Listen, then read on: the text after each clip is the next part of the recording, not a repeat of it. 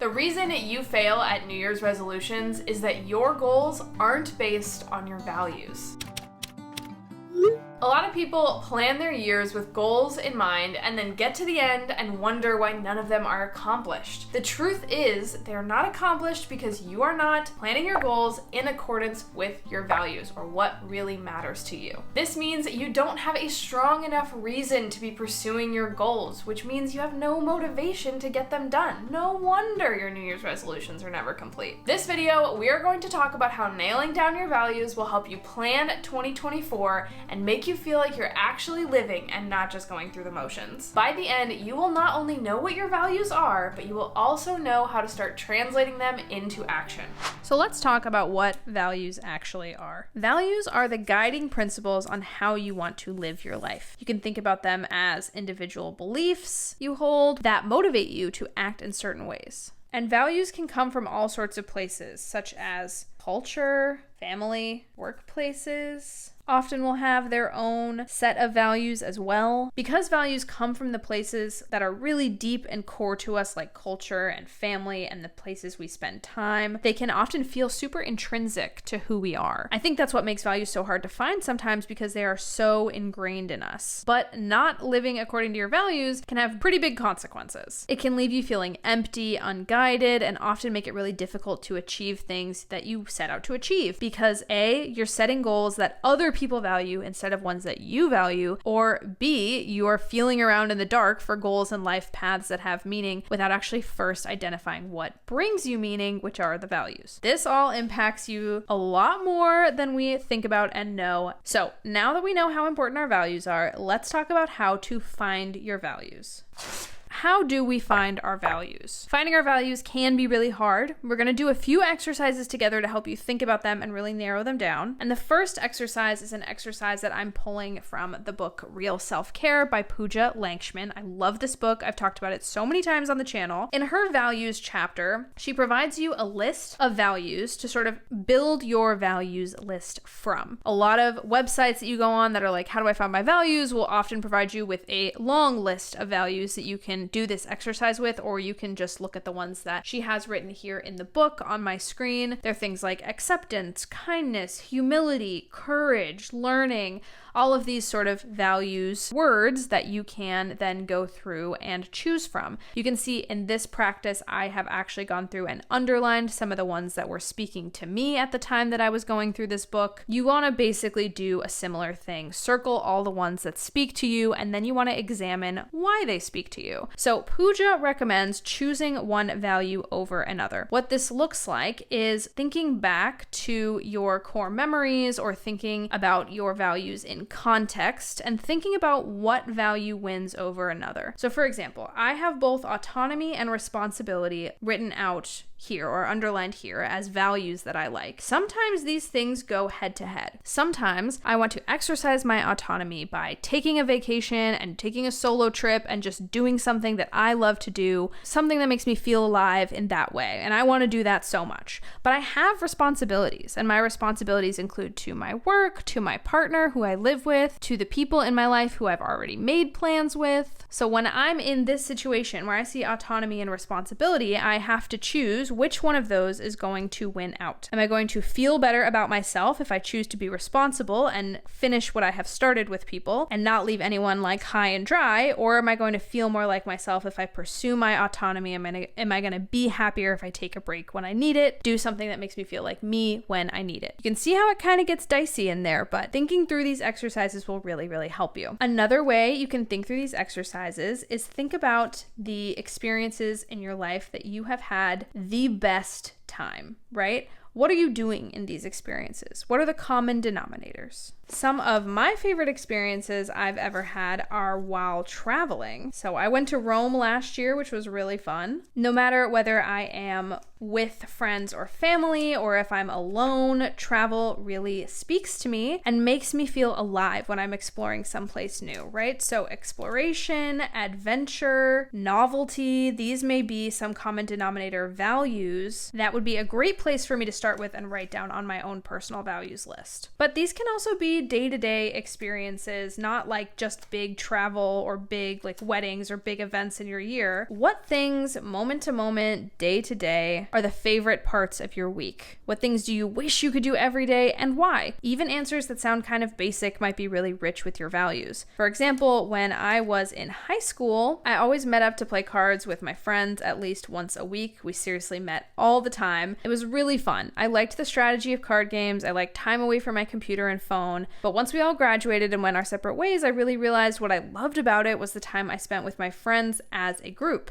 So friendship and community are the values that come out of that experience and are actually why I want to pursue more experiences like that in the future. You can also do the reverse exercise. Think about times in your life you have felt particularly anxious, upset, frustrated, distracted. These are not our favorite memories, understandably, but if you examine what was making you feel upset in these moments where you were stressed out or anxious, it can really help you understand some hidden values, because if you understand what's making you stressed, you can understand how you are or are not living into the values you want to be living into. So without getting too personal, some of my worst memories that made me the most anxious were when I was lying to somebody I cared about. We all lie now and then. Most of the time, when I lie, I feel immediately sick. Like I can't even stomach, like when my friends want me to be in on a little white lie, you know, the kinds that you just tell people to make them feel better or whatever. I still have so much trouble with those. It makes me like mad sometimes when people ask me to lie for even those little tiny easy reasons. I get like really frustrated. So I can gather from that one of my values is honesty. And I feel it really strongly. When people ask me to lie, I feel a big pushback coming. And also when I lie or when I need to lie for whatever reason, I feel really, really sick and really, really terrible. So honesty is a value that has come out of that exercise. Now, if you're still having trouble with your values, I'm going to link a values quiz below that should be able to help narrow it down for you. I found this quiz online just by searching Google, but essentially it asks you to choose at a minimum of 10 values from a list, although you can choose all of them, and I chose, of course, like 30 or something like that because I just thought all of them sounded really good. But it will then force you to do what Pooja recommends, which is to weigh them against each other. So you will choose between values until the quiz has a good sense of what your top 5 values are, and then it will share those with you. The website doesn't have a completely exhaustive list of values, but it does help you narrow it down to a few things to get you started. So according to this website, my top values are compassion, freedom, honesty, friendship, and curiosity, which pretty much aligns with the answers to my exercises above. I think this quiz can be a good first starting point or a good way to check yourself after you've done some other exercises. I really like this top 5 values list after reflecting with all the other exercises I mentioned above. I feel like it really suits me. So these are the ones that I have been living my life with, and it has been really nice. One of my core values is curiosity, which is why I want to build in as many opportunities to learn new things in 2024 as I can. Brilliant is one of the most fun, intuitive, and low pressure ways to learn new things, and they are kindly sponsoring this video. Brilliant is an online learning platform that uses interactive exercises to teach the basics of math, data science, and computer science. But Rachel, I'm not a math person. I hear you. Honestly, same. But that is what is so great about Brilliant. They use hands-on visual prompts and questions to help illustrate these concepts in a beginner-friendly way. For the advanced students out there, they've also got more in-depth material. For example, in my day job, I work on websites, and there is always more coding to learn if you work on websites. So I told Brilliant I was new to coding, but not a complete beginner, and they gave me the perfect coding course for my skill level. It's not just for professionals either. The How Technology Works course actually gave me a lot of good tips on how video compression works online. Super helpful to know, since I don't know if you know this about me, but I have a YouTube channel. Brilliant gave me a better understanding of what happens to my video after I click upload and how to choose the right format for my videos in order for them to show up as clear and high res as possible. Interactive learning has been shown to be 6 times more effective than watching a lecture or a video, and Brilliant offers bite-sized, hands-on exercises that will teach you to think in whole new ways. You can work through the material at your own pace, and new lessons are added every single month. So to try Brilliant free for a full 30 days, visit brilliant.org/RachelInTheory or visit the link in my description. The first 200 of you will get 20% off of Brilliant's annual premium subscription. Okay, back to talking about our values. Now that you know your values, you can learn how to use them to power your goals and live your best life in 2024. And we can do this a couple of different ways. First, in the book, Pooja Lankshman recommends doing a compass approach. So have a big circle, and then we have smaller circles. Love a circle graph. Essentially, what she says is you want to move outward with your values. So in the center, you might want to have a goal, say, write a book.